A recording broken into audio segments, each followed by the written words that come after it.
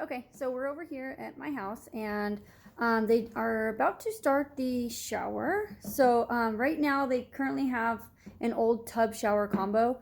It has like the gold little rim thing around it, glass door. Anyways, and so what we want to do is something similar like we did to the other house next door that you guys saw in the other video. And we want to convert it into an actual walk-in shower. And so the guys that did the one next door are going to do the same one. And so, yeah, so we'll check it out. All right, guys, so here's the shower. It's going to be replaced and done. It's going to be a walk-in shower.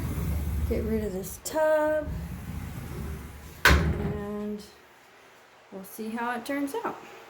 Here we go. Hey, Tony!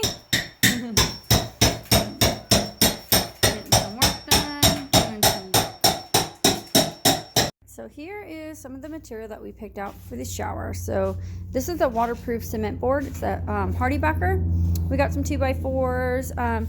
I chose to do this, the lining stainless steel, just to kind of match everything. So here's the tile we picked out. It's a little bit, it's hard to see. It's a little tan to it. And then here is the special strip thing that we're gonna do. And the rock flooring. We had to do the shower liner waterproof.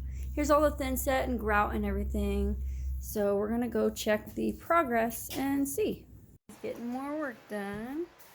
They're putting the HardieBacker on right now. They took out the shower tub combo, and now is doing the liner. Exciting. Can't wait to see what it looks like. So here's some more progress, and so far we have the cement board on.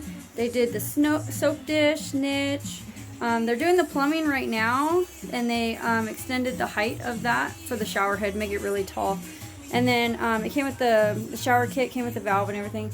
And then they have to extend this a little bit, just kind of move the drain over.